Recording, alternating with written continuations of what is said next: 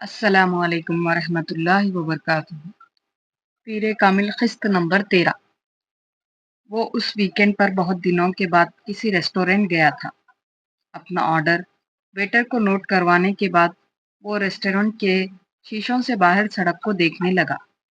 وہ جس میز پر بیٹھا تھا وہ کھڑکی کے قریب تھی اور خود آدم کھڑکیوں کے شیشوں کے پاس بیٹھ کر اسے یوں ہی محسوس ہو رہا تھا جیسے وہ باہر فٹ پاتھ پر بیٹھا ہوا تھا۔ کسی لڑکی کی سسکیوں نے اس کی محویت کو توڑا تھا۔ اس نے بے اختیار مڑ کر دیکھا۔ اس سے پچھلی میز پر ایک لڑکا اور لڑکی بیٹھے ہوئے تھے۔ لڑکی کسی بات پر روتے ہوئے سسکیاں لے رہی تھی اور ٹشو کے ساتھ اپنے آنسو پوچھ رہی تھی۔ لڑکا اس کے ہاتھ کو تھپتھپاتے ہوئے شاید اسے تسلی دے رہا تھا۔ ریسٹورینٹ اتنا چھوٹا اور ٹیبلز اتنی قریب قریب تھیں کہ وہ بڑی آسانی سے ان کی گفتگو سن سکتا تھا، مگر وہ وہاں اس کام کے لیے نہیں آیا تھا۔ وہ سیدھا ہو گیا۔ ناگواری کی ایک لہر سی اس کے اندر سے اٹھی۔ اسے اس طرح کے تماشے اچھے نہیں لگتے تھے۔ اس کا موڈ خراب ہو رہا تھا۔ وہ وہاں سکون سے کچھ وقت گزارنے آیا تھا اور یہ سب کچھ اس کا دل اچاٹ ہونے لگا۔ وہ دونوں رشین تھے اور اسی زبان میں ایک دوسرے سے باتیں کر رہے تھے۔ وہ ایک بار پھر کھڑکی سے باہر دیکھنے لگا، مگر غیر محسوس طور پر اس کی سماعتیں ابھی بھی انہی سسکیوں کی طرف مرکوز تھی۔ اس نے کچھ دیر بعد مڑ کر ایک بار پھر اس لڑکی کو دیکھا۔ اس بار اس کے مڑنے پر لڑکی نے بھی نظریں اٹھا کر اسے دیکھا۔ چند لمحوں کے لیے ان دونوں کی نظریں ملی تھی اور وہ چند لمحے اس پر بہت بھاری گزرے تھے۔ اس کی آنکھیں متورم اور سرخ ہو رہی تھی۔ اسے ایک دم ایک اور چہرہ یاد آیا، امامہ ہاشم کا چہرہ، اس کی متورم آنکھیں۔ ویٹر اس کا آرڈر لے کر جا چکا تھا۔ وہ اسے سرو کرنے لگا۔ اس نے پانی کے چند گھونٹ پیتے ہوئے اپنے ذہن سے اس چہرے کو جھٹکنے کی کوشش کی۔ اس نے چند گہرے سانس لیے۔ ویٹر نے اپنا کام کرتے کرتے اسے غور سے دیکھا، مگر سالار کھڑکی سے باہر دیکھنے میں مصروف تھا۔ آج موسم بہت اچھا ہے اور میں یہاں اچھے لمحے گزارنے آیا ہوں، ایک اچھا کھانا کھانے آیا ہوں۔ اس کے بعد میں یہاں سے ایک فلم دیکھنے جاؤں گا۔ مجھے اس لڑکی کے بارے میں نہیں سوچنا چاہیے، کسی بھی طرح نہیں۔ وہ پاگل تھی، وہ بکواس کرتی تھی اور مجھے اس کے حوالے سے کسی قسم کا کوئی پچھتاوا نہیں ہونا چاہیے۔ مجھے کیا پتا وہ کہاں گئی، کہاں مری، یہ سب اس نے خود کیا تھا۔ میں نے صرف مذاق کیا تھا اس کے ساتھ۔ وہ مجھ سے رابطہ کرتی تو میں اسے طلاق دے دیتا۔ لاشعوری طور پر خود کو سمجھاتے سمجھاتے ایک بار پھر اس کا پچھتاوا اس کے سامنے آنے لگا تھا۔ پیچھے بیٹھی ہوئی لڑکی کی سسکیاں اب اس کے دماغ میں نیزے کی انی کی طرح چبھ رہی تھی۔ میں اپنی ٹیبل تبدیل کرنا چاہتا ہوں، اس نے بہت کھردرے انداز میں ویٹر کو مخاطب کیا۔ ویٹر حیران ہو گیا۔ کس لیے سر؟ یا تو ان دونوں کی ٹیبل تبدیل کر دو یا میری، اس نے ہاتھ کے اشارے سے کہا۔ ویٹر نے ایک نظر اس جوڑے کو دیکھا، پھر وہ سالار کا مسئلہ سمجھا یا نہیں، مگر اس نے کونے میں لگی ہوئی ایک ٹیبل پر سالار کو بٹھا دیا۔ سالار کو چند لمحوں کے لیے وہاں آ کر واقعی سکون ملا تھا۔ سسکیوں کی آواز اب وہاں نہیں آ رہی تھی، مگر اب اس لڑکی کا ایک چہرہ بالکل اس کے سامنے تھا۔ چالوں کا پہلا چمچ منہ میں ڈالتے ہی اس کی نظریں اس لڑکی پر دوبارہ پڑی۔ وہ ایک بار پھر بدمزہ ہو گیا۔ اسے ہر چیز ایک دم بے ذائقہ لگنے لگی۔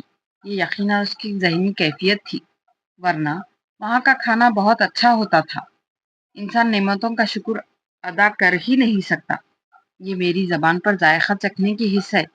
یہ کتنی بڑی نعمت ہے کہ میں اگر کوئی چیز کھاتی ہوں تو اس میں اس کا ذائقہ محسوس کرتی ہوں، اچھا کھانا کھا کر خوشی محسوس کر سکتی ہوں۔ بہت سے لوگ اس نعمت سے بھی محروم ہوتے ہیں۔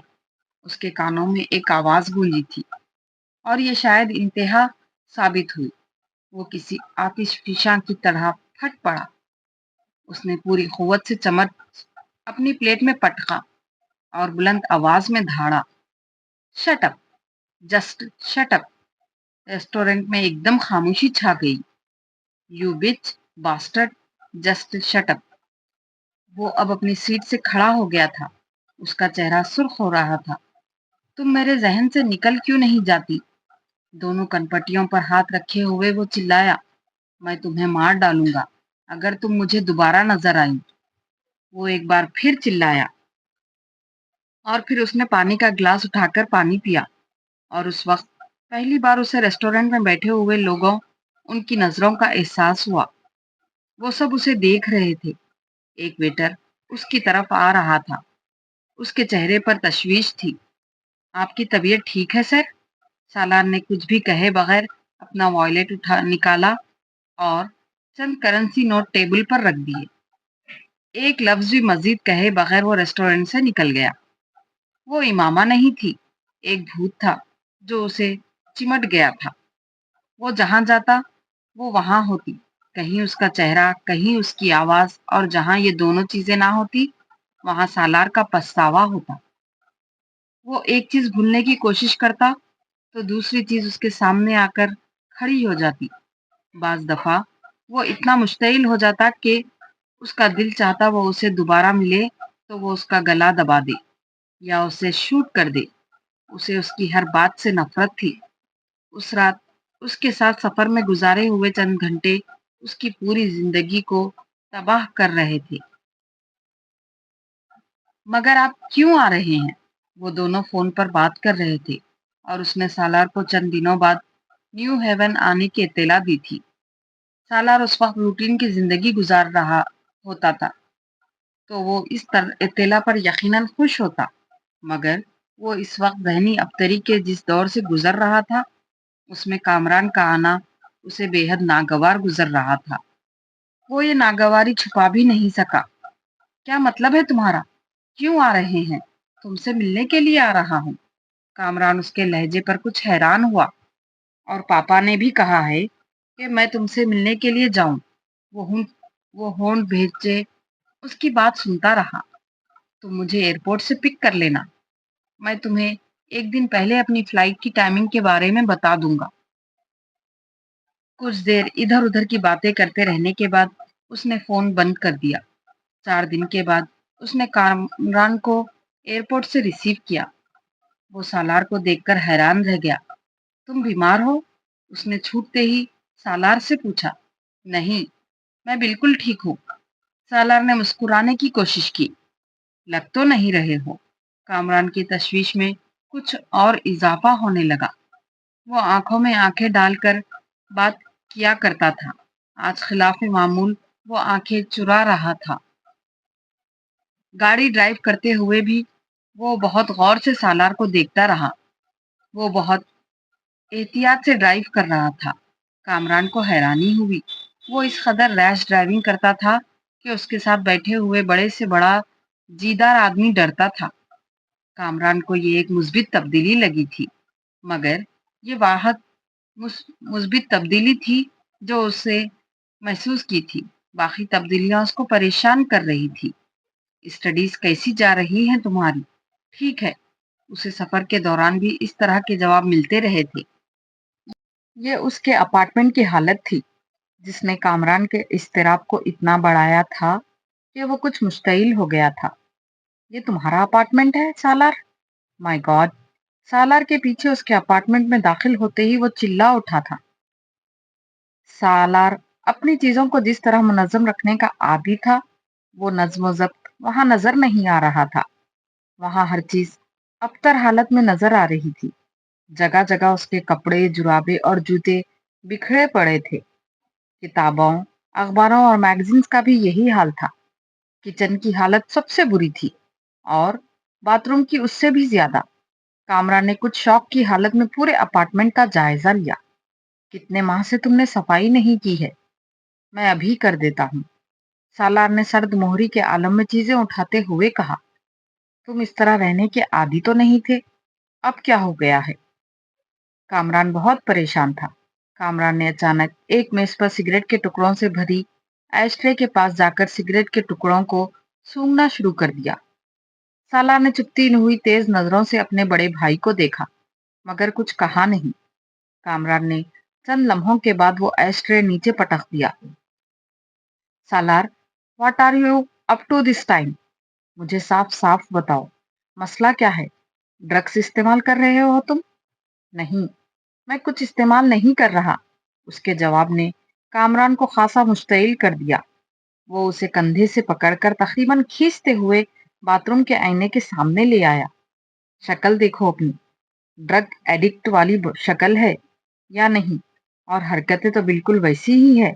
دیکھو، نظریں اٹھاؤ اپنی، چہرہ دیکھو اپنا۔ وہ اب اسے کالر سے کھینچتے ہوئے کہہ رہا تھا۔ سالار آئینے میں اپنے آپ کو دیکھے بغیر بھی جانتا تھا کہ وہ اس وقت کیسا نظر آ رہا ہوگا۔ گہرے حلقوں اور بڑی ہوئی شیپ کے ساتھ وہ کیسا نظر آ سکتا تھا؟ رہی صحیح کسر ان محاسوں اور ہونٹوں پر جمی ہوئی پپڑیوں نے پوری کر دی تھی، جو بے تحاشا کافی اور سگریٹ پینے کا نتیجہ تھے۔ محاسوں کی وجہ سے اس نے روز شیو کرنی بند کر دی تھی۔ کچھ ناراضگی کے عالم میں اس نے کامران سے اپنا کالر چھڑایا اور آئینے پر نظریں دوڑائے بغیر باتھ روم سے نکلنے کی کوشش کی۔ لعنت برس رہی ہے تمہاری شکل پر۔ لعنت وہ لفظ تھا جو کامران اکثر استعمال کیا کرتا تھا۔ سالار نے پہلے کبھی اس لفظ کو محسوس نہیں کیا تھا، مگر اس وقت کامران کے منہ سے یہ جملہ سن کر وہ جیسے بھڑک اٹھا تھا۔ ہاں، لعنت برس رہی ہے میری شکل پر تو؟ وہ خدرے بھپرے ہوئے انداز میں کامران کے سامنے تن کر کھڑا ہو گیا۔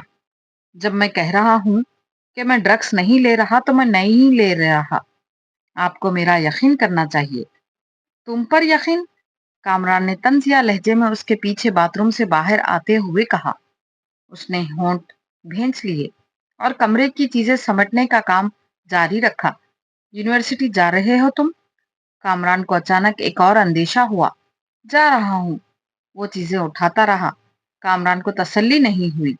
میرے ساتھ ہاسپٹل چلو، میں تمہارا چیک اپ کروانا چاہتا ہوں۔ اگر آپ یہ سب کرنے آئے ہیں تو بہتر ہے آپ واپس چلے جائیں۔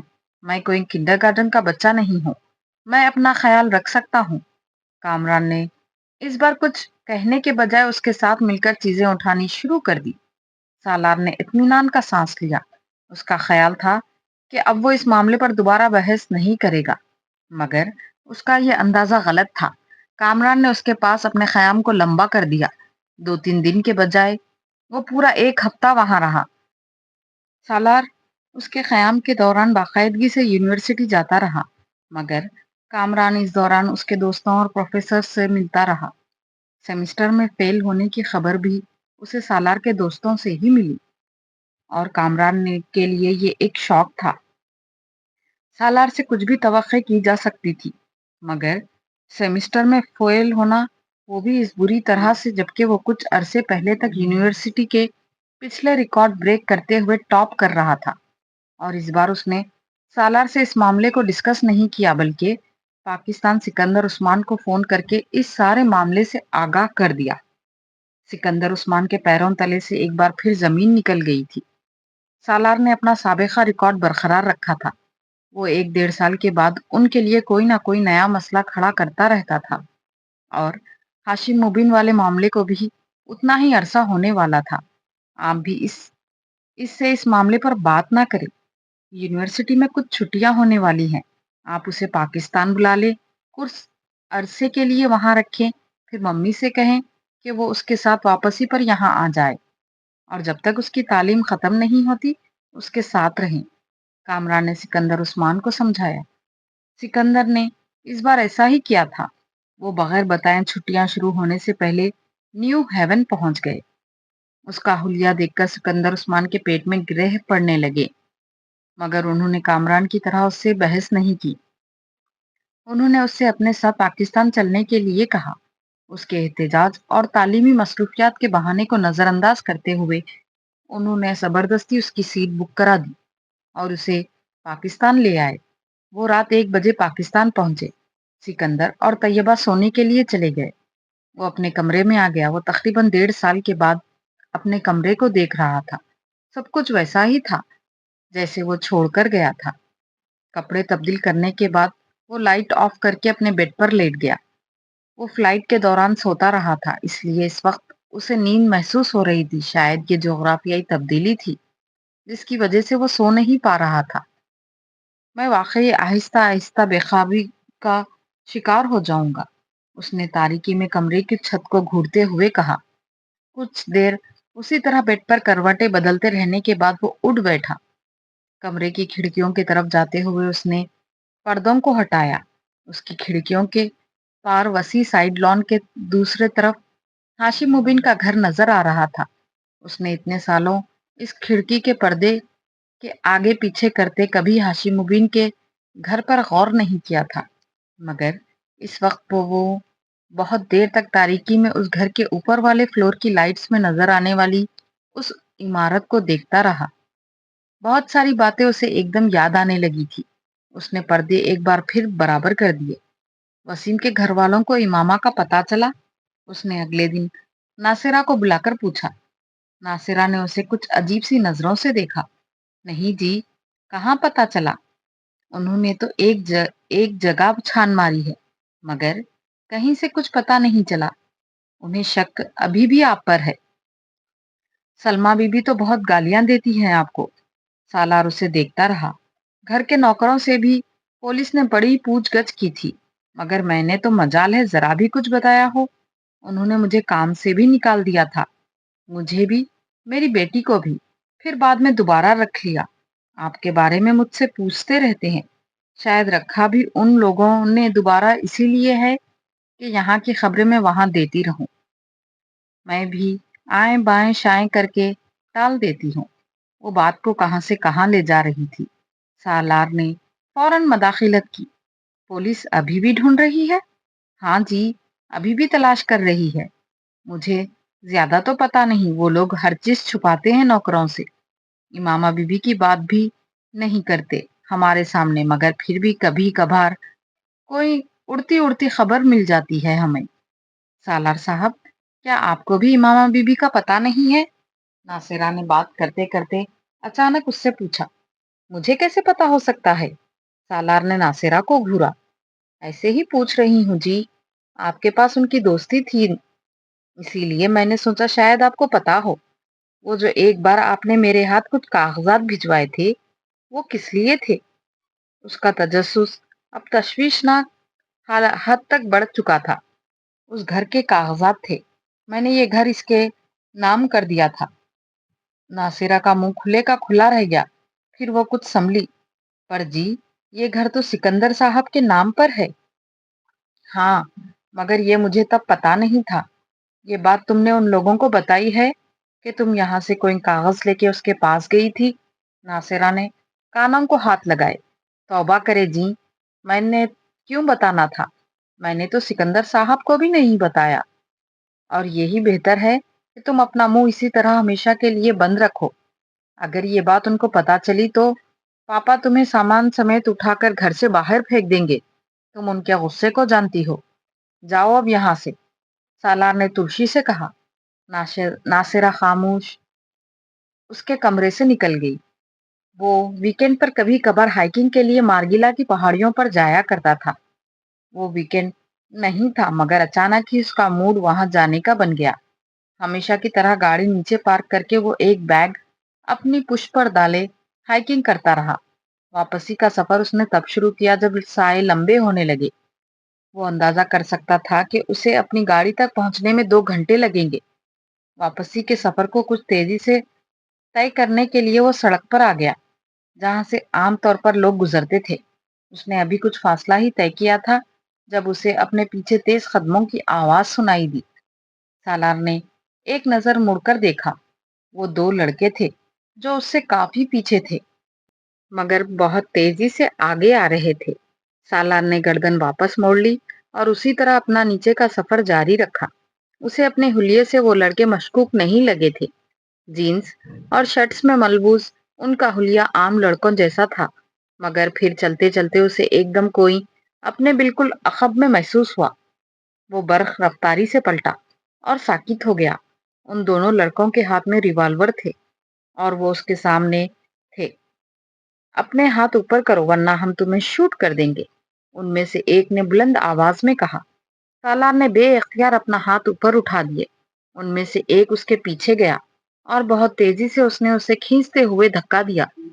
सालार लड़खड़ाया, मगर संभल गया। उधर चलो। सालार ने किसी किस्म की मजाहमत किए बगैर उस तरफ जाना शुरू कर दिया जहां वो उसे सड़क से हटाना चाहते थे, ताकि कोई एकदम वहां ना आ जाए। उनमें से एक तकरीबन उसे धकेलते हुए उस रास्ते से हटाकर झाड़ियों और दरख्तों के बहुत अंदर तक ले गया। घुटनों के बल बैठो, एक ने दृष्टि से उससे कहा। सालार ने खामोशी से उसके हुक्म पर अमल किया।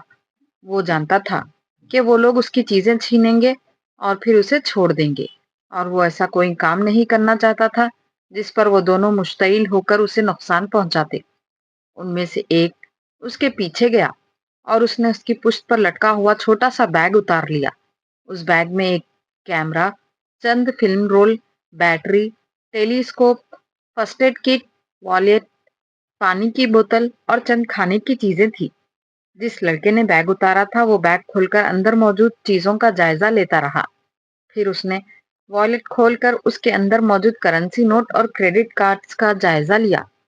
उसके बाद उसने बैग में टिश्यू का पैकेट निकाल लिया और फिर फर्स्ट एड किट भी निकाल ली। अब तुम खड़े हो जाओ, उस लड़के ने तहक्कुमाना अंदाज में कहा। सालार इस तरह हाथ सर से ऊपर उठाए खड़ा हो गया। उस लड़के ने उसकी पुश्त पर जाकर उसकी शॉर्ट्स की जेबों में हाथ डालकर उन्हें टटोला और उसमें मौजूद गाड़ी की चाबी निकाल ली। गुड, कार है। सालार को पहली बार कुछ तशवीश हुई।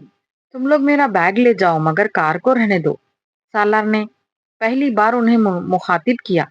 क्यों? कार को क्यों रहने दे? तुम हमारी खाला के बेटे हो के कार को रहने दे? उस लड़के ने दुरुस्त लहजे में कहा। तुम लोग अगर कार ले जाने की कोशिश करोगे तो मैं तुम्हें बहुत से प्रॉब्लम्स होंगे। सिर्फ कार की चाबी मिल जाने से तुम कार नहीं ले जा सकोगे। इसमें और भी बहुत से लॉक्स हैं। सालार ने उनसे कहा। वो हमारा मसला है, तुम्हारा नहीं, उस लड़के ने उससे कहा, और फिर आगे बढ़कर उसकी आंखों से ग्लासेस खींच लिए। अपने जॉगर्स उतार दो, सालार ने हैरानी से उसे देखते हुए कहा। जॉगर्स किस लिए? इस बार उस लड़के ने जवाब देने के बजाय पूरी वक़्त से एक थप्पड़ सालार के मुंह पर मारा। वो लड़खड़ा गया। चंद लम्हों के लिए उसकी आंखों के सामने तारे नाच गए। दोबारा कोई सवाल मत करना, जॉगर्स उतारो। सालार खुशुमगी नजरों से उसे देखने लगा। दूसरे लड़के ने उस पर ताने हुए रिवॉल्वर के चैम्बर को एक बार जताने वाले अंदाज में हरकत दी। पहले लड़के ने एक और थप्पड़ उस इस बार सालार के दूसरे गाल पर दे मारा। अब देखो इस तरह, जॉगर्स उतारो, उसने सख्ती से कहा। सालार ने इस बार उसकी तरफ देखे बगैर नीचे झुककर आहिस्ता आहिस्ता अपने दोनों जॉगर्स उतार दिए। अब उसके पैरों में सिर्फ जुराबें रह गई थी। अपनी शर्ट उतारो। सालार एक बार फिर एतराज करना चाहता था, मगर वो दोबारा थप्पड़ खाना नहीं चाहता था। अगर उन दोनों के पास रिवॉल्वर ना होते तो वो जिस्मानी तौर पर उनसे बहुत बेहतर था और यकीनन उस वक्त उनकी ठुकाई करता होता, मगर उनके पास रिवॉल्वर की मौजूदगी ने एक ही दम उसे उनके सामने बेबस कर दिया था। उसने अपनी शर्ट उतारकर उस लड़के की तरफ बढ़ाई। नीचे फेंको, उस लड़के ने तहक्कुमाना अंदाज में कहा। सालार ने शर्ट नीचे फेंक दी। उस लड़के ने अपने बाएं हाथ को जेब में डालकर कोई चीज निकाली। वो प्लास्टिक की बारीक डोरी का एक गुच्छा था। उसे देखते ही सालार की समझ में आ गया कि वो क्या करना चाहते हैं। वो बेख्तियार परेशान हुआ। शाम हो रही थी। कुछ ही देर में वहां अंधेरा छा जाता। वो वहां से रिहाई किस तरह हासिल करता? देखो, मुझे बांधो मत, मैं किसी को कुछ नहीं बताऊंगा। तुम मेरा बैग और मेरी कार ले जाओ, इस बार उसने मुदाफियाना अंदाज में कहा। उस लड़के ने कुछ भी कहे बगैर पूरी कुव्वत से उसके पेट में एक घूंसा मारा। सालार दर्द से दोहरा हो गया। उसके मुंह से एक चीख निकली। कोई मशवरा नहीं। उस लड़के ने जैसे उसे याद करवाया और जोर से एक तरफ धकेला। दर्द से बिलबिलाते हुए सालार ने अंधों की तरह उसकी पैरवी की। एक दरख्त के तने के साथ बिठाकर उस लड़के ने बड़ी महारत के साथ उसके दोनों बाजुओं को पतले से तने के पीछे ले जाकर उसकी कलाइयों पर वो डोरी लपेटना शुरू कर दी, और दूसरा लड़का सालार से जरा फासले पर इधर उधर नजरें दौड़ाते हुए सालार पर रिवॉल्वर ताने रहा। उसके हाथों को अच्छी तरह बांधने के बाद اس لڑکے نے سامنے آ کر اس کے پیروں کی جرابیں اتاری اور پھر فرسٹ ایڈ کٹ میں موجود قینچی سے اس نے سالار کی شرٹ کی پٹیاں کاٹنی شروع کر دی۔ ان میں سے کچھ پٹیوں کو اس نے ایک بار پھر بڑی مہارت کے ساتھ اس کے ٹخنوں کے گرد لپیٹ کر گرہ لگا دی۔ پھر اس نے ٹشو کا پیکٹ کھولا اور اس میں موجود سارے ٹشو باہر نکال لیے۔ منہ کھولو۔ سالار جانتا تھا وہ اب کیا کرنے والا ہے۔ وہ جتنی گالیاں اسے دل میں دے سکتا تھا اس وقت دے رہا تھا۔ اس لڑکے نے ایک بعد دیگرے وہ سارے ٹشو اس کے منہ میں ٹھونس دیے اور پھر شرٹ کی واحد بچ جانے والی پٹی کو گھوڑے کی لگام کی طرح اس کے منہ میں ڈالتے ہوئے درخت کے تنے کے پیچھے اسے باندھ دیا۔ دوسرا لڑکا اب اطمینان سے بیگ بند کر رہا تھا۔ پھر چند منٹوں کے بعد وہ دونوں وہاں سے غائب ہو چکے تھے۔ ان کے وہاں سے جاتے ہی سالار نے اپنے آپ کو آزاد کرانے کی کوشش شروع کر دی، مگر جلد ہی اسے اندازہ ہو گیا کہ وہ ایک بہت بڑی مصیبت میں گرفتار ہو چکا ہے۔ اس لڑکے نے بڑی مہارت کے ساتھ اسے باندھا تھا۔ وہ صرف ہلنے جلنے کی کوشش سے خود کو آزاد نہیں کر سکتا تھا، نہ ہی ڈوری ڈھیلی کر سکتا تھا۔ وہ ڈوری اس کے حرکت کرنے پر اس کے گوشت کے اندر گھستی ہوئی محسوس ہو رہی تھی۔ اس کی حالت اس وقت بے حد خراب تھی۔ وہ نہ کسی کو آواز دے سکتا تھا، نہ دوسرے طریقے سے خود اپنی طرف کسی کو متوجہ کر سکتا تھا۔ اس کے ارد گرد خد آدم جھاڑیاں تھی اور شام کے ڈھلتے سایوں میں ان جھاڑیوں میں اس کی طرف کسی کا متوجہ ہو جانا کوئی معجزہ ہی ہو سکتا تھا۔ اس کے جسم پر اس وقت لباس کے نام پر صرف گھٹنوں سے کچھ نیچے تک لٹکنے والی برمودا شارٹس کے علاوہ اور کچھ بھی نہیں تھا۔ اور شام ہونے کے ساتھ ساتھ خنکی بڑھ رہی تھی۔ گھر میں کوئی یہ نہیں جانتا تھا کہ وہ ہائیکنگ کے لیے آیا ہوا ہے، اور جب گھر نہ پہنچنے پر اس کی تلاش شروع ہوگی تب بھی یہاں اس تاریکی میں درختوں اور جھاڑیوں کے درمیان بندھے ہوئے اس کے وجود تک نہیں پہنچ سکتے تھے۔ آدھے گھنٹے کی جدوجہد کے بعد جب اپنے پیروں کے گرد موجود پٹیوں کو ڈھیلا کرنے اور پھر انہیں کھولنے میں کامیاب ہوا، اس وقت سورج مکمل غروب ہو چکا تھا۔ اگر چاند نہ نکلا ہوتا تو شاید وہ اپنے ہاتھ پاؤں اور ارد گرد کے ماحول کو بھی نہ دیکھ پاتا۔ اکا دکا گزرنے والی گاڑیوں اور لوگوں کا شور اب نہ ہونے کے برابر تھا۔ اس کے ارد گرد جھینگروں کی آوازیں گونج رہی تھی اور وہ گردن سے کمر تک اپنی پشت پر درخت کے تنے کی وجہ سے آنے والی رگڑ اور خراشوں کو بخوبی محسوس کر سکتا تھا۔ درخت کے دوسری طرف اس کے ہاتھوں کی کلائیوں میں موجود ڈوری اب اس کے گوشت میں اتری ہوئی تھی۔ وہ ہاتھوں کو مزید حرکت دینے کے قابل نہیں رہا تھا۔ وہ کلائیوں سے اٹھتی ٹیسیں برداشت نہیں کر پا رہا تھا۔ اس کے منہ کے اندر موجود ٹشوز اب گل چکے تھے اور ان کے گلنے کی وجہ سے وہ منہ میں لگام کی طرح کسی ہوئی پٹی کو حرکت دینے لگا تھا، مگر وہ گلے سے آواز نکالنے میں اب بھی بری طرح ناکام تھا، کیونکہ وہ ان گلے ہوئے ٹشوز کو نہ نگل سکتا تھا نہ اگل سکتا تھا۔ وہ اتنے زیادہ تھے کہ وہ انہیں چوئنگم کی طرح چبانے میں بھی ناکام تھا۔ اس کے جسم پر کپ کپی طاری ہو رہی تھی۔ وہ صبح تک اس حالت میں وہاں یقیناً ٹھٹر کر مر جاتا اگر خوف یا کسی زہریلے کیڑے کے کاٹنے سے نہ مرتا تو۔ اس کے جسم پر اب چھوٹے چھوٹے کیڑے رینگ رہے تھے اور بار بار وہ اسے کاٹ رہے تھے۔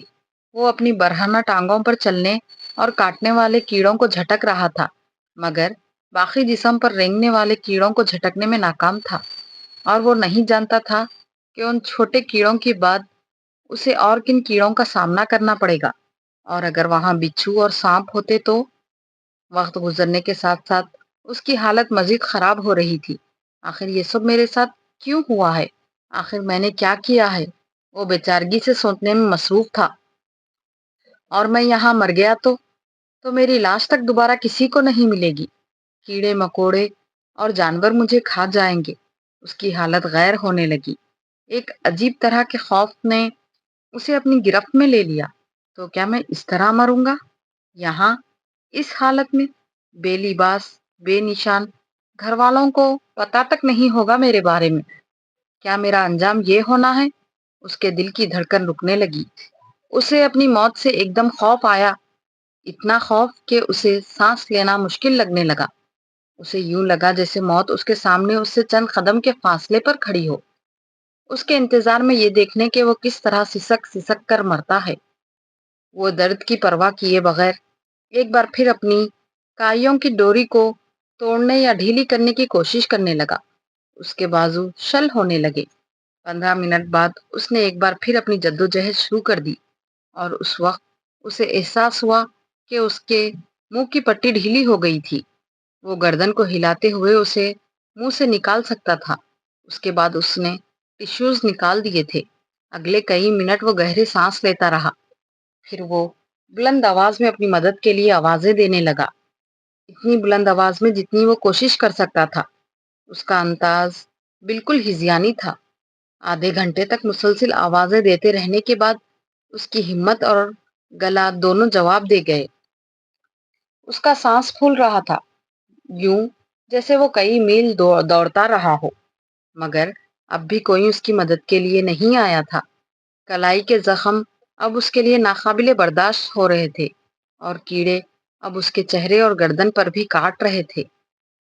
وہ نہیں جانتا تھا ایک دم اسے کیا ہوا، بس وہ بلند آواز میں بچوں کی طرح پھوٹ پھوٹ کر رونے لگا۔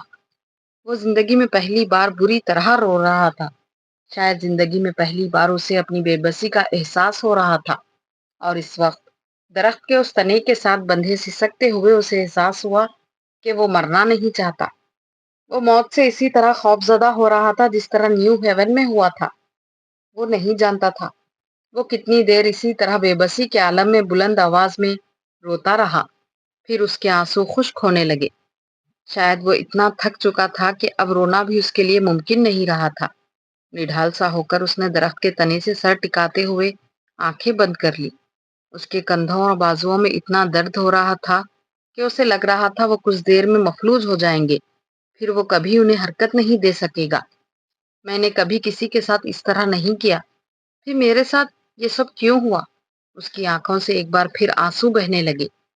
سالار، میرے لیے بہت ہی پرابلمس ہے، تم اس میں اضافہ نہ کرو۔ میری زندگی پہلے بہت مشکل ہے، اور ہر گزرتے دن کے ساتھ اور مشکل ہوتی جا رہی ہے۔ کم از کم تم تو میری سچویشن کو سمجھو، میری مشکلات کو مت بڑھاؤ۔ درخت کے تنے کے ساتھ ٹیک لگائے سالار نے اپنی آنکھیں کھول دی۔ اس کا حلق خشک ہو رہا تھا۔ نیچے بہت دور اسلام آباد کی روشنیاں نظر آ رہی تھی۔ میں تمہارے مسائل میں اضافہ کرنے کی کوشش کر رہا ہوں۔ مائی ڈیئر امامہ، میں تو تمہاری مدد میں گھل رہا ہوں، تمہارے مسائل ختم کرنے کی کوشش کر رہا ہوں۔ تم خود سوچو، میرے ساتھ رہ کر تم کتنی اچھی اور محفوظ زندگی گزار سکتی ہو۔ سالار نے اپنے ہونٹ بھینچ لیے۔ سالار، مجھے طلاق دے دو، بھرائی ہوئی لجاجت آمیز آواز۔ سویٹ ہارٹ، تم کورٹ میں جا کر لے لو، جیسا کہ تم کہہ چکی ہو۔ وہ اب چپ چاپ خود سے بہت دور نظر آنے والی روشنیوں کو دیکھ رہا تھا۔ کوئی اس کے سامنے جیسے آئینہ لے کر کھڑا ہو گیا تھا، جس میں وہ اپنا عکس دیکھ سکتا تھا، اور اپنے ساتھ ساتھ کسی اور کا بھی۔ میں نے امامہ کے ساتھ صرف مذاق کیا تھا، وہ بڑبڑایا۔ میں اسے کوئی تکلیف پہنچانے کا ارادہ نہیں رکھتا۔ اسے اپنے الفاظ کھوکھلے لگے۔ وہ پتہ نہیں کس کو وضاحت دینے کی کوشش کر رہا تھا۔ بہت دیر تک وہ اسی طرح اسلام آباد کی روشنیوں کو دیکھتا رہا، پھر اس کی آنکھیں دھندلانے لگی۔ میں مانتا ہوں مجھ سے کچھ غلطیاں ہو گئی۔ اس بار اس کی آواز بھرائی ہوئی سرگوشی تھی۔ میں نے جانتے بوجھتے اس کے مسائل کھڑے کرنے کی کوشش کی۔ میں نے اسے دھوکہ دیا، مگر مجھ سے غلطی ہو گئی، اور مجھے پچھتاوا بھی ہے۔ میں جانتا ہوں میرے طلاق نہ دینے سے، جلال کے بارے میں جھوٹ بول دینے سے اسے بہت زیادہ پریشانی کا سامنا کرنا پڑا ہوگا۔ مجھے واقعی پچھتاوا ہے اس سب کے لیے، مگر اس کے علاوہ تو میں نے کسی اور کو کبھی دھوکہ نہیں دیا، کسی کے لیے پریشانی کھڑی نہیں کی۔ وہ ایک بار پھر رونے لگا۔ میرے خدا، اگر ایک بار میں یہاں سے بچ گیا، میں یہاں سے نکل گیا، تو میں امامہ کو ڈھونڈوں گا، میں اسے طلاق دے دوں گا، میں جلال کے بارے میں بھی اسے سچ بتا دوں گا۔ بس ایک بار آپ مجھے یہاں سے جانے دے۔ وہ اب پھوٹ پھوٹ کر رو رہا تھا۔ پہلی بار اسے احساس ہو رہا تھا کہ امامہ نے اس کے طلاق دینے سے انکار پر کیا محسوس کیا ہوگا۔ شاید اسی طرح اس نے بھی اپنے ہاتھ بندھے ہوئے محسوس کیے ہوں گے، جس طرح وہ کر رہا تھا۔ وہاں بیٹھے ہوئے پہلی بار وہ امامہ کی بے بسی، خوف اور تکلیف کو محسوس کر سکتا تھا۔ اس نے جلال انصر کی شادی کے بارے میں اس سے جھوٹ بولا تھا، اور اس کے جھوٹ پر امامہ کے چہرے کا تاثر اسے اب بھی یاد تھا۔ اس وقت وہ اس تاثر سے بے حد محفوظ تھا، اور اسلام آباد سے لاہور تک تقریباً پوری رات وہ روتی رہی تھی اور وہ بے حد مسرور تھا۔ وہ اس وقت اس کی ذہنی اور جذباتی کیفیت کا اندازہ کر سکتا تھا۔ اس اندھیری رات میں اس گاڑی میں سفر کرتے ہوئے اسے اپنے آگے اور پیچھے کچھ بھی نظر نہیں آ رہا ہوگا۔ واحد پناہ گاہ جس کا وہ سوچ کر نکلی تھی، وہ جلال انصر کا گھر تھا، اور سالار سکندر نے اسے وہاں جانے نہیں دیا تھا۔ وہ رات کے اس پہر وہاں اعصاب میں اترنے والی تاریکی میں بیٹھ کر ان اندیشوں اور خوف کا اندازہ کر سکتا تھا جو اس رات امامہ کو رلا رہے تھے۔ مجھے افسوس ہے، مجھے واقعی افسوس ہے، لیکن میں کیا کر سکتا ہوں؟ اگر وہ مجھے دوبارہ ملی تو میں اس سے ایکسکیوز کر لوں گا۔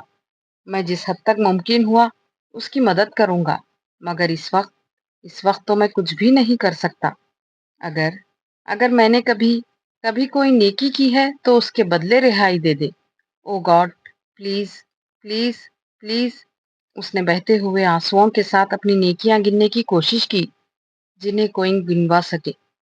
اس وقت پہلی بار اس پر یہ ہولناک انکشاف ہوا کہ اس نے زندگی میں اب تک کوئی نیکی نہیں کی تھی، کوئی نیکی جسے وہ اس وقت اللہ کے سامنے پیش کر کے اس کے بدلے میں رہائی مانگتا۔ ایک اور خوف نے اس کو اپنی گرفت میں لے لیا تھا۔ اس نے زندگی میں کبھی خیرات نہیں کی تھی، اور وہ اس پر یقین نہیں رکھتا تھا۔ وہ ہوٹلز اور ریسٹورنٹس میں ٹپ خوش دلی سے دیا کرتا تھا، مگر کبھی کسی فقیر کے ہاتھ پھیلانے پر اس نے اسے کچھ نہیں دیا تھا۔ اسکول کالج میں مختلف کاموں کے لیے جب فنڈ جمع ہوتے تب بھی وہ ٹکٹس خریدنے یا بیچنے سے صاف انکار کر دیتا۔ میں چیریٹی پر یقین نہیں رکھتا۔ اس کی زبان پر روکھے انداز میں صرف ایک ہی جملہ ہوتا، میرے پاس اتنی فالتو رقم نہیں ہے کہ میں ہر جگہ لٹاتا پھروں۔ اس کا یہ رویہ نیو ہیون میں بھی جاری تھا۔ یہ سب صرف چیریٹی تک ہی محدود نہیں تھا، وہ چیریٹی کے علاوہ بھی کسی کی مدد کرنے پر یقین نہیں رکھتا تھا۔ اسے کوئی ایسا لمحہ یاد نہیں آیا جب اس نے کسی کی مدد کی ہو، صرف امامہ کی مدد کی تھی، اور اس مدد کے بعد اس نے جو کچھ کیا تھا، اس کے بعد وہ اسے نیکی نہیں سمجھ سکتا تھا۔ وہ عبادت کرنے کا بھی عادی نہیں تھا۔ شاید بچپن میں اس نے چند بار سکندر کے ساتھ عید کی نماز پڑھی ہو، مگر وہ بھی عبادت سے زیادہ ایک رسم تھی۔ اسے نیو ہیون میں وہ رات یاد آئی جب وہ عشاء کی نماز ادھوری چھوڑ کر بھاگ آیا تھا، اور اس کے ساتھ اسے اس ہوکر کو دیے ہوئے $50 بھی یاد آئے۔ شاید وہ واحد موقع تھا جب اسے کسی پر ترس آیا تھا۔ وہ مستقل اپنے ذہن کو اپنے کسی نیکی کی تلاش میں کھنگالتا رہا، مگر ناکام رہا، اور پھر اسے اپنے گناہ یاد آنے لگے۔ کیا تھا جو وہ نہیں کر چکا تھا؟ اس کے آنسو، گڑ گڑانا، رونا، سب کچھ ایک دم ختم ہو گیا۔ حساب کتاب بالکل صاف تھا۔ وہ اگر آج اس حالت میں مر جاتا تو اس کے ساتھ کوئی زیادتی نہ ہوتی۔ 22 سال کی عمر میں وہاں بیٹھے کئی گھنٹے صرف صرف کرنے پر بھی جس شخص کو اپنی کوئی نیکی یاد نہ آئے، جبکہ اس شخص کا IQ لیول 150 ہو اور اس کی میموری فوٹوگرافی، وہ شخص اللہ سے یہ چاہتا ہو کہ اسے اس کی کسی نیکی کے بدلے اس آزمائش سے رہا کر دیا جائے جس میں وہ پھنس گیا ہے۔ What is next to ecstasy? اس نے ٹین ایج میں کوکین پیتے ہوئے ایک بار اپنے دوست سے پوچھا تھا۔ وہ بھی کوکین لے رہا تھا۔ مور ایکٹیسی، اس نے کہا تھا۔ اس نے کوکین لیتے ہوئے اسے دیکھا۔ There is no need to ecstasy, it is preceded by pleasure and followed by more ecstasy۔ وہ نشے کی حالت میں اس سے کہہ رہا تھا۔ سالار مطمئن نہیں ہوا۔ No, it does end۔ What happens when it ends؟ When it really ends۔ اس کے دوست نے عجیب سی نظروں سے اسے دیکھا۔ You know it yourself, don't you؟ You have been through it off and on۔ سالار جواب دینے کے بجائے دوبارہ کوکین لینے لگا تھا۔ اس کی کلائیوں کے گوشت میں اترتی ڈوری اسے اب جواب دے رہی تھی۔ Pain, what is next to pain? اس نے مضحکہ خیز لہجے میں اس رات امامہ ہاشم سے پوچھا تھا۔ نتھنگنیس، रस्मी रस्सी नुमा कोई चीज लहराते हुए उसके जिस्म पर गिरी थी। उसके सर, चेहरे, गर्दन, सीने, पेट और वहां से तेज रफ्तारी से रेंगती हुई उतर गई। सालान ने कांपते जिस्म के साथ अपनी चीख रोकी थी। वो कोई सांप था जो उसे काटे बगैर चले गया था। उसका जिस्म पसीने में नहा गया था। उसका जिस्म अब जाड़े के मरीज की तरह थर थर कांप रहा था। नथिंगनेस, आवाज बिल्कुल साफ थी। And what is next to nothingness, तहकीर आमेज आवाज और मुस्कुराहट उसकी थी। हेल, उसने यही कहा था। वो पिछले 8 घंटे से वहां बंधा हुआ था, उस वीराने, उस तारीकी, उस वहशतनाक तन्हाई में। वो पूरा 1 घंटा हलक के बल पूरी वक्त से मदद के लिए पुकारता रहा था, यहाँ तक कि उसका हलक आवाज निकालने के काबिल नहीं रहा था। नथिंगनेस से हिल वो उन दोनों के बीच कहीं मुअल्लक था, या शायद नथिंगनेस में दाखिल होने वाला था और हिल तक पहुंचने वाला था। तुम्हें खौफ नहीं आता, ये पूछते हुए कि हिल के बाद क्या आएगा, दोजख के बाद आगे क्या आ सकता है, इंसान के मातूब और मखजूब हो जाने के बाद बाकी बचता ही क्या है, जिसे जानने का तुम्हें इश्तियाक है। सालार ने वहशत भरी नजरों से इर्द गिर्द देखा। वो क्या था, खबर या दोजख या जिंदगी? मैं उसका एक मंजर, भूख, प्यास, बेबसी, बेयारी व मददगारी, जिस्म पर चलते कीड़े जिन्हें वो खुद को काटने से रोक तक नहीं पा रहा था, मफलूज होते हुए हाथ पांव, पुश्त और हाथों की कलाइयों पर लम्हा बर लम्हा बढ़ते हुए जख्म। खौफ था या दहशत, पता नहीं क्या था, मगर वो बुलंद आवाज में पागलों की तरह चीखें मारने लगा था। उसकी चीखें दूर दूर तक फिजा में गूंज रही थी, हिज़ियानी और जुनूनी अंदाज में बुलंद की जाने वाली बेमकसद और खौफनाक चीखें।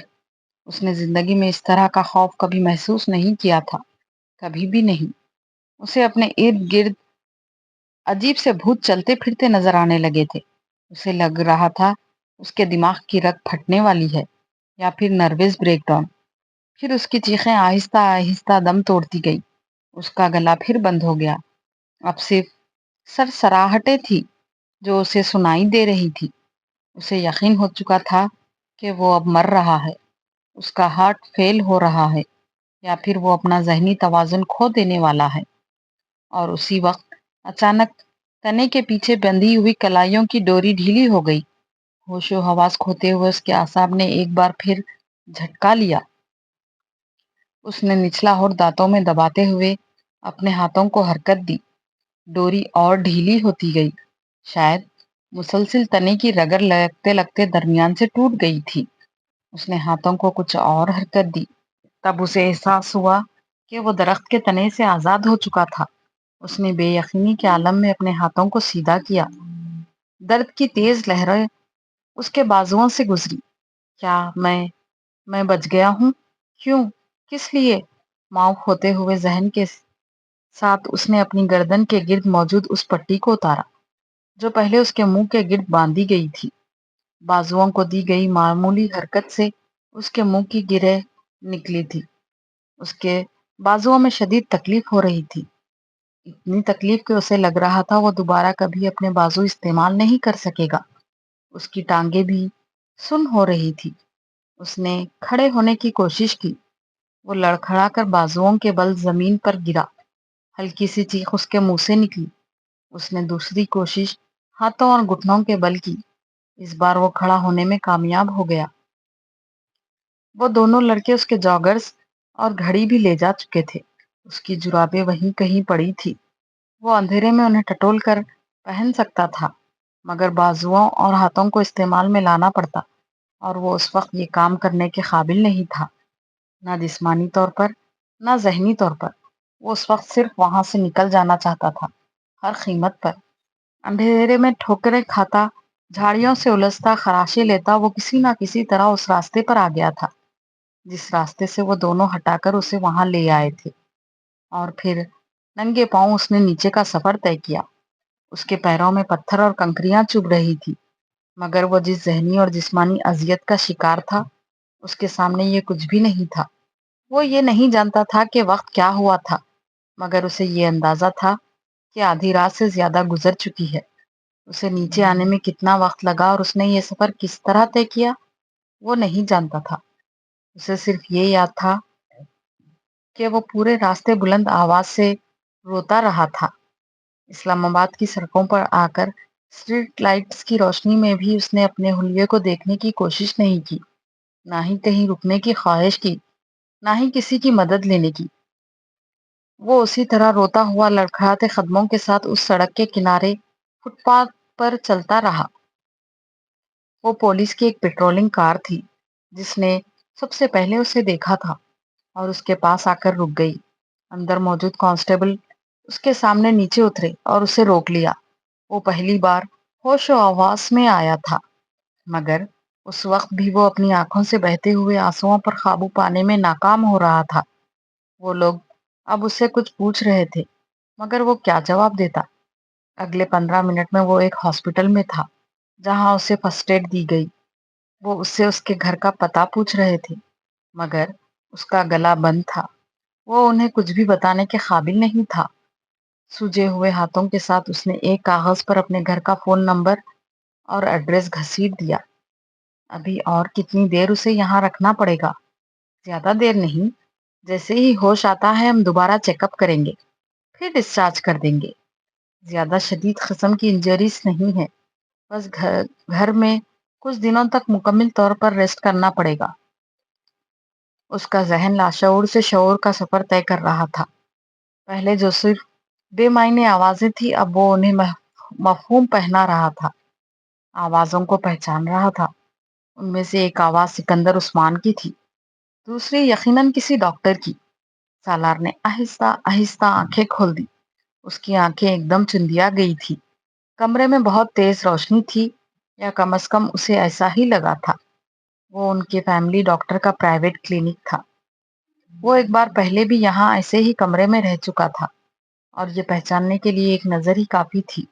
اس کا ذہن بالکل صحیح کام کر رہا تھا۔ جسم کے مختلف حصوں میں ہونے والے درد کا احساس اسے پھر ہونے لگا تھا، اس کے باوجود کہ وہ ایک بہت نرم اور آرام دہ بستر میں تھا۔ اس کے جسم پر وہ لباس نہیں تھا جو اس نے اس سرکاری ہسپتال میں پہنا تھا جہاں سے لے جایا گیا تھا۔ وہ ایک اور لباس میں ملبوس تھا، اور یقیناً اس کے جسم کو پانی کی مدد سے صاف بھی کیا گیا تھا، کیونکہ اسے آندھے بازوؤں والی ٹی شرٹ سے جھانکتے اپنے بازوؤں پر کہیں بھی مٹی یا گرد نظر نہیں آ رہی تھی۔ اس کی کلائیوں کے گرد پٹیاں بنی ہوئی تھی، اور اس کے بازوؤں پر چھوٹے چھوٹے بہت سے نشانات تھے۔ بازو اور ہاتھ سوجے ہوئے تھے۔ وہ اندازہ کر سکتا تھا کہ ایسے ہی بہت سے نشانات اس کے چہرے اور جسم کے دوسرے حصوں پر بھی ہوں گے۔ اسے اپنی ایک آنکھ بھی سجی ہوئی محسوس ہو رہی تھی۔ اس کے جبڑے بھی دکھ رہے تھے، مگر اس سے بھی زیادہ برا حال گلے کا تھا۔ اس کے بازو میں ایک ڈرپ لگی ہوئی تھی جو اب تقریباً ختم ہونے والی تھی۔ پہلی بار اس کو ہوش میں ڈاکٹر نے ہی دیکھا تھا۔ وہ ان کا فیملی ڈاکٹر نہیں تھا، شاید اس کے ساتھ کام کرنے والا کوئی اور فزیشین تھا۔ اس نے سکندر کو اس کی طرف متوجہ کیا۔ ہوش آ گیا ہے؟ سالار نے ایک صوفے پر بیٹھی طیبہ کو اپنی طرف بڑھتے دیکھا، مگر سکندر آگے نہیں آئے تھے۔ ڈاکٹر اب اس کے پاس آ کر اس کی نبض چیک کر رہا تھا۔ اب تم کیسا محسوس کر رہے ہو؟ سالار جواب میں کچھ کہنا چاہتا تھا، مگر اس کے حلق سے آواز نہیں نکل سکی۔ وہ صرف منہ کھول کر رہ گیا۔ ڈاکٹر نے ایک بار پھر اپنا سوال دہرایا۔ سالار نے تکیے پر رکھا ہوا اپنا سر نفی میں ہلایا۔ بولنے کی کوشش کرو۔ ڈاکٹر شاید پہلے ہی اس کے گلے کے پرابلم کے بارے میں جانتا تھا۔ سالار نے ایک بار پھر نفی میں سر ہلا دیا۔ ڈاکٹر نے نرس کے ہاتھ میں پکڑی ہوئی ٹرے سے ایک ٹارچ نما آلہ اٹھایا۔ منہ کھولے۔ سالار نے دکھتے جبڑوں کے ساتھ اپنا منہ کھول دیا۔ ڈاکٹر کچھ دیر اس کے حلق کا معائنہ کرتا رہا، پھر اس نے ٹارچ بند کر دی۔ گلے کا تفصیلی چیک اپ کرنا پڑے گا، اس نے مڑ کر سکندر عثمان کو بتایا۔ پھر اس نے ایک رائٹنگ پیڈ اور پین سالار کی طرف بڑھایا۔ نرس تب تک اس کے بازو میں لگی ڈرپ اتار چکی تھی۔ اٹھ کر بیٹھو اور بتاؤ کیا ہوا ہے گلے کو۔ اسے اٹھ کر بیٹھنے میں کوئی دقت نہیں ہوئی۔ نرس نے تکیا اس کے پیچھے رکھ دیا تھا، اور وہ رائٹنگ پیڈ ہاتھ میں لیے سوچتا رہا۔ کیا ہوا تھا گلے کو، جسم کو، دماغ کو؟ وہ کچھ بھی لکھنے کے قابل نہیں تھا۔ سوجی ہوئی انگلیوں میں پکڑے پین کو وہ دیکھتا رہا۔ اسے یاد تھا کہ اس کے ساتھ کیا ہوا تھا۔ اسے اپنی وہ چیخیں یاد آ رہی تھی جنہوں نے اب اسے بولنے کے قابل نہیں چھوڑا تھا۔ کیا لکھا جائے؟ یہ کہ مجھے ایک پہاڑ پر ساری چیزیں چھین کر باندھ دیا گیا تھا، یا پھر یہ کہ مجھے چند گھنٹوں کے لیے زندہ خبر میں اتار دیا گیا تھا تاکہ مجھے سوالوں کا جواب مل جائے۔ What is next to ecstasy? وہ سفید کاغذ کو دیکھتا رہا، پھر اس نے مختصر سی تحریر میں اپنے ساتھ ہونے والا واقعہ تحریر کر دیا۔ ڈاکٹر نے رائٹنگ پیڈ پکڑ کر ایک نظر ان 7-8 جملوں پر ڈالی، پھر اسے سکندر عثمان کی طرف بڑھا دیا۔ آپ کو چاہیے کہ فوری طور پر پولیس سے رابطہ کریں تاکہ کار برآمد کی جا سکے۔ پہلے ہی کافی دیر ہو گئی ہے، پتہ نہیں وہ گاڑی کہاں سے کہاں لے جا چکے ہوں گے۔ ڈاکٹر نے ہمدردانہ انداز میں سکندر کو مشورہ دیا۔ سکندر نے رائٹنگ پیڈ پر ایک نظر ڈالی۔ ہاں، میں پولیس سے کانٹیکٹ کرتا ہوں۔ پھر کچھ دیر ان دونوں کے درمیان اس کے گلے کے چیک اپ کے سلسلے میں بات ہوتی رہی۔ پھر ڈاکٹر نرس کے ہمراہ باہر نکل گیا۔ اس کے باہر نکلتے ہی سکندر عثمان نے ہاتھ میں پکڑا ہوا رائٹنگ پیڈ سالار کے سینے پر دے مارا۔ یہ جھوٹ کا پلندہ اپنے پاس رکھو۔ تم کیا سمجھتے ہو کہ میں اب تمہاری کسی بات پر اعتماد کروں گا؟ نہیں، کبھی نہیں۔ سکندر بے حد مشتعل تھے۔ یہ بھی تمہارا نیا کوئی ایڈونچر ہوگا، خودکشی کی نئی کوئی کوشش۔ وہ کہنا چاہتا تھا فار گاڈ سیک ایسا نہیں ہے، مگر وہ گونگوں کی طرح ان کا چہرہ دیکھتا رہا۔ میں کیا کہوں ڈاکٹر سے کہ اس کو عادت ہے ایسے تماشوں اور حرکتوں کی، یہ پیدا ہی ان کاموں کے لیے ہوا ہے۔ سالار نے سکندر عثمان کو کبھی اس حد تک مشتعل نہیں دیکھا تھا۔ شاید وہ واقعی اب اس سے تنگ آ چکے تھے۔ طیبہ خاموشی سے پاس کھڑی تھی۔ ہر سال ایک نیا تماشا، ایک نئی مصیبت، آخر تمہیں پیدا کر کے کیا گناہ کر بیٹھے ہیں ہم؟ سکندر عثمان کو یقین تھا یہ بھی اس کے کسی نئے ایڈونچر کا حصہ تھا۔ جو لڑکا 4 بار خود کو مارنے کی کوشش کر سکتا تھا، اس کے ہاتھ پاؤں پر موجود ان زخموں کو کوئی ڈکیتی قرار نہیں دے سکتا تھا، وہ بھی اس صورت میں جب اس واقعے کا کوئی گواہ نہیں تھا۔ سالار کو شیر آیا والی کہانی یاد آئی۔ بعض کہانیاں واقعی سچی ہوتی ہیں۔ وہ بار بار جھوٹ بول کر اپنا اعتبار گنوا چکا تھا، شاید وہ سب کچھ ہی گنوا چکا تھا، اپنی عزت، خود اعتمادی، غرور، فخر، ہر چیز۔ وہ کسی پاتال میں پہنچ گیا تھا۔ کوئی نیا ڈرامہ کیے بڑے دن گزر گئے تھے تمہیں، تو تم نے سوچا ماں باپ کو کیوں محروم رکھوں، انہیں خوار اور ذلیل کیے بغیر بڑا عرصہ ہو گیا ہے، اب نئی تکلیف دینی چاہیے۔ ہو سکتا ہے سکندر یہ ٹھیک کہہ رہا ہو، آپ پولیس کو گاڑی کے بارے میں اطلاع تو دیں۔ اب طیبہ رائٹنگ پیڈ پر لکھی ہوئی تحریر پڑھنے کے بعد سکندر سے کہہ رہی تھی، یہ ٹھیک کہہ رہا ہے، کبھی آج تک ٹھیک کہا ہے اس نے؟ مجھے اس بکواس کے ایک لفظ پر بھی یقین نہیں ہے۔ تمہارا یہ بیٹا کسی دن مجھے اپنی کسی حرکت کی وجہ سے پھانسی پر چڑھا دے گا، اور تم کہہ رہی ہو پولیس کو اطلاع دوں، اپنا مذاق بنواؤں؟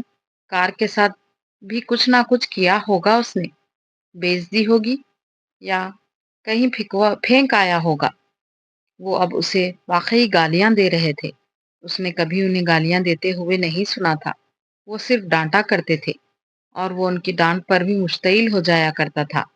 چاروں بھائیوں میں وہ واحد تھا جو ماں باپ کی ڈانٹ سننے کا بھی روادار نہیں تھا، اور اس سے بات کرتے ہوئے سکندر بہت محتاط ہوا کرتے تھے کیونکہ وہ کسی بھی بات پر مشتعل ہو جایا کرتا تھا۔ مگر آج پہلی دفعہ سالار کو ان کی گالیوں پر بھی غصہ نہیں آیا تھا۔ وہ اندازہ کر سکتا تھا کہ اس نے انہیں کس حد تک زچ کر دیا ہے۔ وہ پہلی بار اس بیڈ پر بیٹھے اپنے ماں باپ کی حالت کو سمجھنے کی کوشش کر رہا تھا۔ کوئی چیز تھی جو انہوں نے اسے نہیں دی تھی۔ اس کے منہ سے نکلنے سے پہلے وہ اس کی فرمائش پوری کر دینے کے عادی تھے، اور وہ اس کے بدلے میں انہیں کیا دیتا رہا تھا، کیا دے رہا تھا؟ ذہنی اذیت، پریشانی، تکلیف۔ اس کے علاوہ اس کے بہن بھائیوں میں سے کسی نے ان کے لیے کوئی پریشانی نہیں کی تھی۔ صرف ایک وہ تھا جو किसी दिन तुम्हारी वजह से हम दोनों को खुदकशी करनी पड़ेगी। तुम्हें तभी सुकून मिलेगा, सिर्फ तभी चैन आएगा तुम्हें।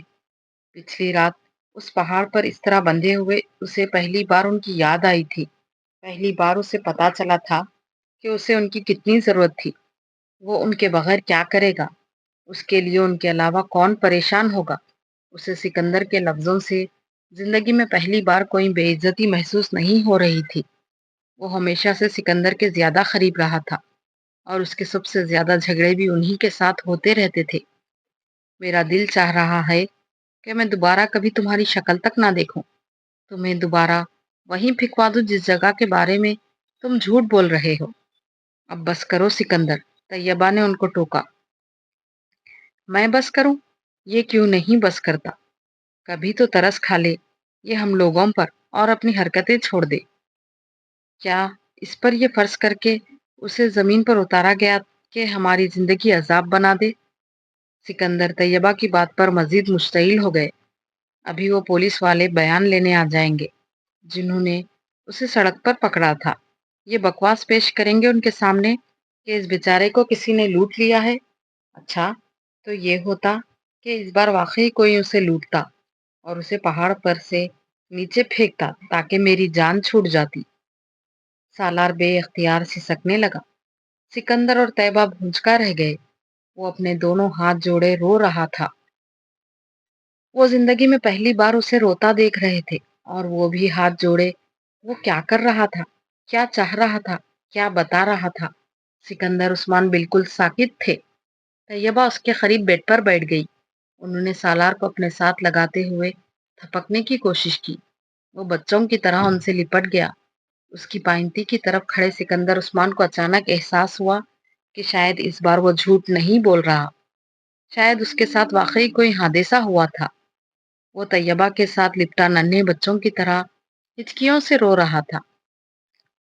तैयबा उसे चुप कराते कराते खुद भी रोने लगी। वो छोटी छोटी बातों पर तो क्या, बड़ी बड़ी बातों पर भी रोने का आदी नहीं था। फिर आज क्या हुआ था कि उसके आंसू नहीं रुक रहे थे? उससे दूर खड़े सिकंदर उस्मान के दिल को कुछ होने लगा।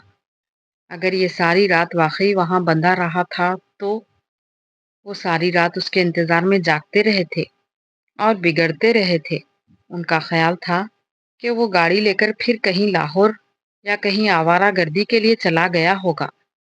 उन्हें तशवीश हो रही थी, मगर वो सालार की हरकतों से वाकिफ थे, इसलिए तशवीश से ज्यादा गुस्सा था। और 2:30-3 बजे के करीब वो सोने के लिए चले गए थे जब उन्हें फोन पर पुलिस की तरफ से ये इत्तला मिली। वो हॉस्पिटल पहुंचे थे और उन्होंने उसे वहां बहुत अबतर हालत में देखा था, मगर वो ये यकीन करने पर तैयार नहीं थे कि उसके साथ कोई हादसा हुआ था। वो जानते थे वो खुद को अजियत पहुंचाता रहा था। जो शख्स अपनी कालाई काट ले, वनवे को तोड़ते हुए ट्रैफिक की भीड़ में अपनी बाइक दे मारे, स्लीपिंग पिल्स ले ले, अपने आप को बांधकर पानी में उल्टा कूद जाए, उसके लिए एक बार फिर अपनी ये हालत करना क्या मुश्किल था। उसका जिस्म कीड़ों के काटने के निशानात से जगह जगह भरा हुआ था। बास जगहों पर नीलाहट थी। उसके पैर भी बुरी तरह से जख्मी थे। हाथों की कलाइयों, गर्दन और पुष्ट का भी यही हाल था। उसके जबड़ों पर भी खराशें पड़ी हुई थी। उसके बावजूद सिकंदर उस्मान को यकीन था कि ये सब कुछ उसकी अपनी कारस्तानी ही होगी। शायद उस वक्त वो बोलने के काबिल होता और वजाहतें पेश करता तो वो कभी भी उस पर यकीन ना करते, मगर उसे उस तरह हिचकियों के साथ रोते देखकर उन्हें यकीन आने लगा था कि वो सच कह रहा था। वो कमरे से बाहर निकल गए और उन्होंने मोबाइल पर पुलिस से राब्ता किया। 1 घंटे के बाद उन्हें पता चल गया कि सुर्ख रंग की एक स्पोर्ट्स कार पहले ही पकड़ी जा चुकी है और उसके साथ 2 लड़के भी। पुलिस ने उन्हें एक मामूल की चेकिंग के दौरान लाइसेंस और गाड़ी के कागजात ना होने पर घबरा जाने पर पकड़ा था। उन्होंने अभी तक ये नहीं बताया था कि उन्होंने गाड़ी कहीं से छीनी थी। वो सिर्फ यही कहते रहे कि वो गाड़ी उन्हें कहीं मिली थी और वो सिर्फ शौक और तजस्सुस से मजबूर होकर चलाने लगे। क्योंकि पुलिस के पास अभी तक किसी गाड़ी की एफआईआर भी दर्ज नहीं कराई गई थी, इसलिए ان کے بیان کی تصدیق مشکل ہو گئی تھی، مگر سکندر عثمان کی FIR کے کچھ دیر بعد ہی انہیں کار کے بارے میں پتہ چل گیا تھا۔ اب وہ صحیح معنوں میں سالار کے بارے میں تشویش کا شکار ہوئے تھے۔ کنٹینیو کیجیے گا قسط نمبر 14 میں۔ اگر آپ نے ہماری ویڈیو کو یہاں تک دیکھا ہے تو ویڈیو کو لائک کر دیجیے اور اپنے فیملی اور فرینڈس میں زیادہ سے زیادہ شیئر کیجیے، اور کمنٹس میں ہماری ہمت و افزائی ضرور کیجیے گا۔ جزاک اللہ۔